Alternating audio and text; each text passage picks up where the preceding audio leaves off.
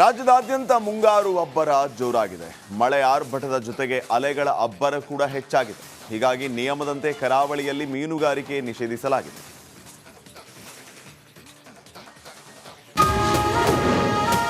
ಕರಾವಳಿಯಲ್ಲಿ ಮೀನುಗಾರಿಕೆಗೆ ನಿಷೇಧ. ಜುಲೈ 31ರವರೆಗೆ ಸಮುದ್ರಕ್ಕಿಳಿಯದಂತೆ ಸೂಚನೆ. ಕರುನಾಡಲ್ಲಿ ಮುಂಗಾರು ಮಳೆ ಅಬ್ಬರ ಜೋರಾಗಿದೆ. ಸಮುದ್ರದ ಅಲೆಗಳು ಹೆಚ್ಚಾಗಿದ್ದು ಕರಾವಳಿಯಲ್ಲಿ ಮೀನುಗಾರಿಕೆ ನಿಷೇಧಿಸಲಾಗಿದೆ. ಚಂಡಮಾರುತ, ಮತ್ಸ್ಯಕ್ಷಾಮ ಕಾರಣಗಳಿಂದ ತೊಂದರೆ ಅನುಭವಿಸುತ್ತಿದ್ದ ಉತ್ತರ ಕನ್ನಡ, ಉಡುಪಿ, ಮಂಗಳೂರು ಮೀನುಗಾರರು ನಿಷೇಧಾಜ್ಞೆ ಪಾಲಿಸಲು ಮುಂದಾಗಿದ್ದಾರೆ.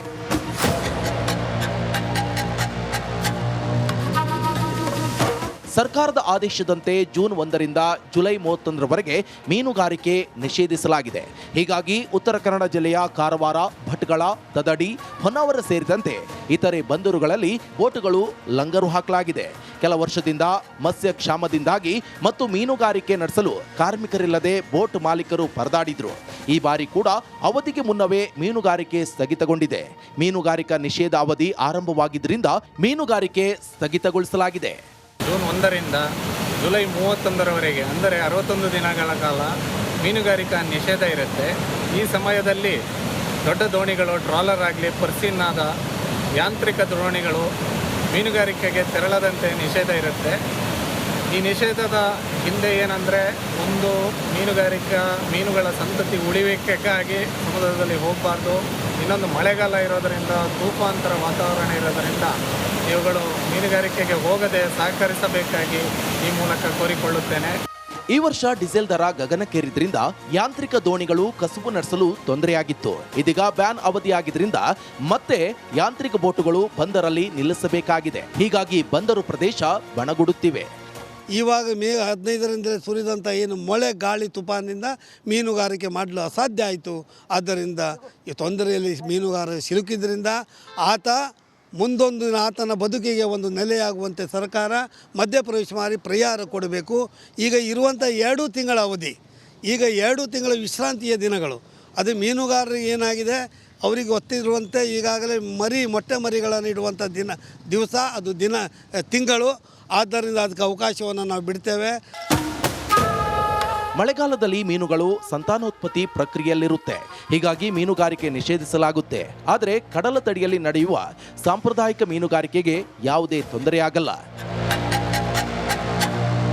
ಶೇಷಗಿರಿ ಮುಂಡಳ್ಳಿ, ರಿಪಬ್ಲಿಕ್ ಕನ್ನಡ, ಕಾರವಾರ.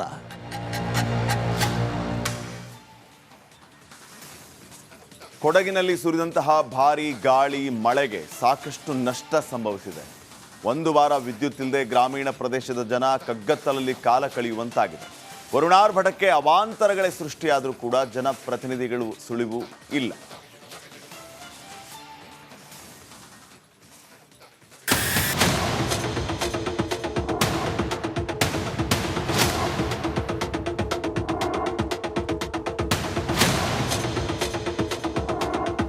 ಮುಂಗಾರು ಆರ್ಭಟಕ್ಕೆ ರಾಜ್ಯದ ಹಲವು ಜಿಲ್ಲೆಗಳು ತತ್ತರಿಸಿ ಹೋಗಿವೆ.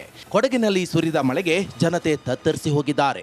ಒಂದು ವಾರ ಸುರಿದ ಭಾರೀ ಗಾಳಿ ಮಳೆಗೆ ಸಾಕಷ್ಟು ಅನಾಹುತಗಳು ಸಂಭವಿಸಿದ್ದು, ಇಬ್ಬರು ಬಲಿಯಾಗಿದ್ದಾರೆ. ಹಲವೆಡೆ ವಿದ್ಯುತ್ ಕಂಬಗಳು ಧರೆಗುರುಳಿದ್ದು ಗ್ರಾಮೀಣ ಭಾಗದ ಜನ ಕಗ್ಗತ್ತಲಲ್ಲಿ ಕಾಲ ಕಳೆಯುವಂತಾಗಿದೆ. 3 ದಿನದಲ್ಲಿ ಜಿಲ್ಲೆಯಲ್ಲಿ ಒಟ್ಟು 1499 ವಿದ್ಯುತ್ ಕಂಬಗಳು ಮುರಿದು ಬಿದ್ದಿವೆ.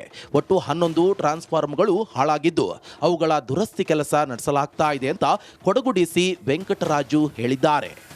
ಮುಖ್ಯವಾಗಿ ನಮ್ಮ ಜಿಲ್ಲೆಗಳಲ್ಲಿ ಎಲೆಕ್ಟ್ರಿಕ್ ಪೋಲ್ಸ್ ಕೂಡ ಅದು ಬಿದ್ದಿತ್ತು.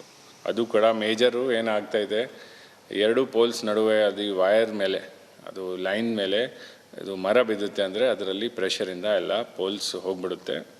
ಅದರಲ್ಲಿ ಎಲೆಕ್ಟ್ರಿಕ್ ಪೋಲ್ಸ್ 1499 ಡ್ಯಾಮೇಜ್ ಆಗಿದೆ. ಮತ್ತು 11 ಟ್ರಾನ್ಸ್ಫಾರ್ಮರ್ಸ್, ಅದು ಮೇಜರ್ ಡ್ಯಾಮೇಜಸ್ ನಮ್ಮ ಜಿಲ್ಲೆಗಳಲ್ಲಿ ಹಿಂದಿನ ವಾರಗಳಲ್ಲಿ ರಿಪೋರ್ಟ್ ಆಗಿತ್ತು. ಈಗ ಮಳೆ ಸಂದರ್ಭದಲ್ಲಿ ಫೋರ್ಕಾಸ್ಟ್ ಓಕೆ ಇದೆ.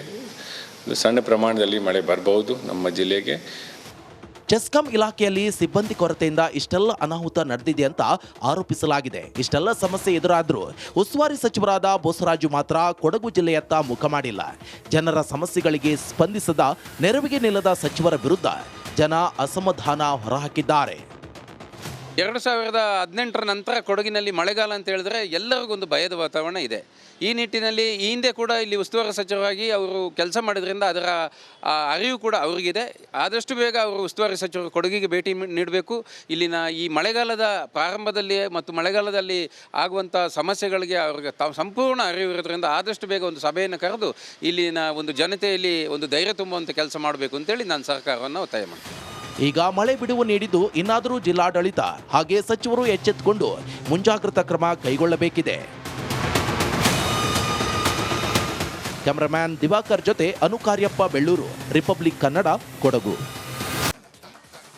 ರಾಜ್ಯದಾದ್ಯಂತ ಮುಂಗಾರು ಅಬ್ಬರ ಜೋರಾಗಿದೆ.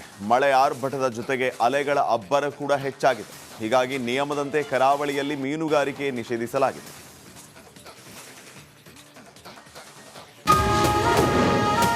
ಕರಾವಳಿಯಲ್ಲಿ ಮೀನುಗಾರಿಕೆಗೆ ನಿಷೇಧ. ಜುಲೈ 31ರವರೆಗೆ ಸಮುದ್ರಕ್ಕಿಳಿಯದಂತೆ ಸೂಚನೆ. ಕರುನಾಡಲ್ಲಿ ಮುಂಗಾರು ಮಳೆ ಅಬ್ಬರ ಜೋರಾಗಿದೆ. ಸಮುದ್ರದ ಅಲೆಗಳು ಹೆಚ್ಚಾಗಿದ್ದು ಕರಾವಳಿಯಲ್ಲಿ ಮೀನುಗಾರಿಕೆ ನಿಷೇಧಿಸಲಾಗಿದೆ.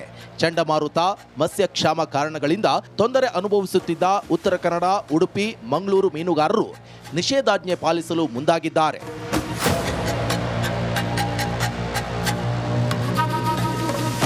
ಸರ್ಕಾರದ ಆದೇಶದಂತೆ ಜೂನ್ 1ರಿಂದ ಜುಲೈ 31ರವರೆಗೆ ಮೀನುಗಾರಿಕೆ ನಿಷೇಧಿಸಲಾಗಿದೆ.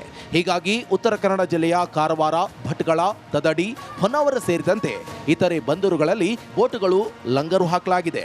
ಕೆಲ ವರ್ಷದಿಂದ ಮತ್ಸ್ಯ ಕ್ಷಾಮದಿಂದಾಗಿ ಮತ್ತು ಮೀನುಗಾರಿಕೆ ನಡೆಸಲು ಕಾರ್ಮಿಕರಿಲ್ಲದೆ ಬೋಟ್ ಮಾಲೀಕರು ಪರದಾಡಿದ್ರು. ಈ ಬಾರಿ ಕೂಡ ಅವಧಿಗೆ ಮುನ್ನವೇ ಮೀನುಗಾರಿಕೆ ಸ್ಥಗಿತಗೊಂಡಿದೆ. ಮೀನುಗಾರಿಕಾ ನಿಷೇಧ ಅವಧಿ ಆರಂಭವಾಗಿದ್ದರಿಂದ ಮೀನುಗಾರಿಕೆ ಸ್ಥಗಿತಗೊಳಿಸಲಾಗಿದೆ. ಜೂನ್ 1ರಿಂದ ಜುಲೈ 31ರವರೆಗೆ ಅಂದರೆ 61 ದಿನಗಳ ಕಾಲ ಮೀನುಗಾರಿಕಾ ನಿಷೇಧ ಇರುತ್ತೆ.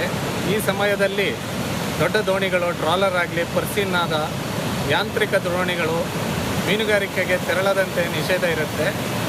ಈ ನಿಷೇಧದ ಹಿಂದೆ ಏನಂದರೆ, ಒಂದು ಮೀನುಗಳ ಸಂತತಿ ಉಳಿವಿಕೆಗಾಗಿ ಸಮುದ್ರದಲ್ಲಿ ಹೋಗಬಾರ್ದು. ಇನ್ನೊಂದು ಮಳೆಗಾಲ ಇರೋದರಿಂದ, ತೂಫಾಂತರ ವಾತಾವರಣ ಇರೋದರಿಂದ ಇವುಗಳು ಮೀನುಗಾರಿಕೆಗೆ ಹೋಗದೆ ಸಹಕರಿಸಬೇಕಾಗಿ ಈ ಮೂಲಕ ಕೋರಿಕೊಳ್ಳುತ್ತೇನೆ.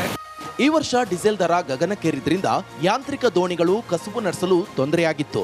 ಇದೀಗ ಬ್ಯಾನ್ ಅವಧಿಯಾಗಿದ್ರಿಂದ ಮತ್ತೆ ಯಾಂತ್ರಿಕ ಬೋಟುಗಳು ಬಂದರಲ್ಲಿ ನಿಲ್ಲಿಸಬೇಕಾಗಿದೆ. ಹೀಗಾಗಿ ಬಂದರು ಪ್ರದೇಶ ಬಣಗುಡುತ್ತಿವೆ. ಇವಾಗ ಮೇ 15ರಿಂದಲೇ ಸುರಿದಂಥ ಏನು ಮಳೆ, ಗಾಳಿ, ತುಫಾನಿಂದ ಮೀನುಗಾರಿಕೆ ಮಾಡಲು ಅಸಾಧ್ಯ ಆಯಿತು.